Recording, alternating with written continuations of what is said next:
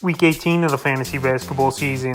And here's a few centers I look to buy and trade for this week. The first guy, Ivica Zubac of the Los Angeles Clippers. So Zubac here, we know he's taking a little bit of hit in fantasy basketball. With Mason Plumlee last week traded to this Clipper team on the season. 10.2 points a game, 10.1 rebounds, 1.1 assists, 1.3 blocks, and 61% from the field in the last few weeks here for Zubac. 9.7 a game, 9.7 rebounds a game as well, 1.3 assists, 1.5 blocks, and 62% from the field. So right now, some stat lines aren't great for Zubac, but he's still playing those 25-30 minutes a game. The low double-double guy where probably 10 and 10 he'll peak out at the most. So the last few games here for Zubac, February 8th versus the Mavs, 9 points, 10 boards, 2 blocks, 100% from the field. February 10th versus the Bucks, 6 points, 8 boards, and assists, 3 blocks, 75% from the field. And February 14th versus the Warriors, 10 points, 2 boards, 3 assists, a block, 55% from the field. So obviously he's a 4 or 5 category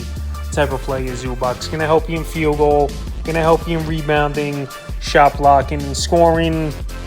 Some decent stat lines, obviously, for a center position that's not that great in fantasy basketball. So right now, Zubac, even with good shot blocking ability and rebounding, I think you don't have to give up much to get him.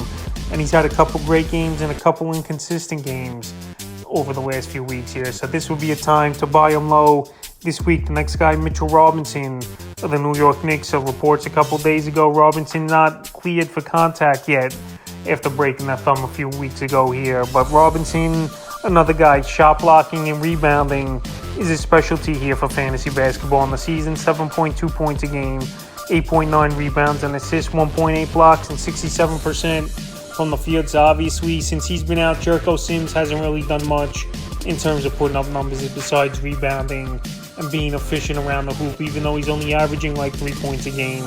And Isaiah Hartenstein, a lot of people thought would step up and put up some big ball games, but he really hasn't as well. So right here, once Robinson's back, his spot in the rotation and starting lineup obviously will still go back to the same thing, anywhere from 25-30 minutes a game. And fantasy owners right now, with the non-contact still not cleared and him possibly not coming back immediately after the All-Star break, this is a perfect time to go out there and get Robinson if you need rebounding and shot blocking this week here before he comes back, and he'll have to be bought at full value. In the third and final center I look to buy and trade for this week here is Bobby Portis of the Milwaukee Bucks. So Bobby Portis, it's been another solid season here for him with this Milwaukee Buck team, and he really found the home over the last few seasons before going to Milwaukee. He's bounced around Portis with the Wizards and the New York Knicks, and now he's found the home here as a good guy off the bench, obviously, for this Milwaukee Buck team. So right now, the knee injury's definitely been a factor for Bobby Portis. We haven't seen him in action since January 23rd.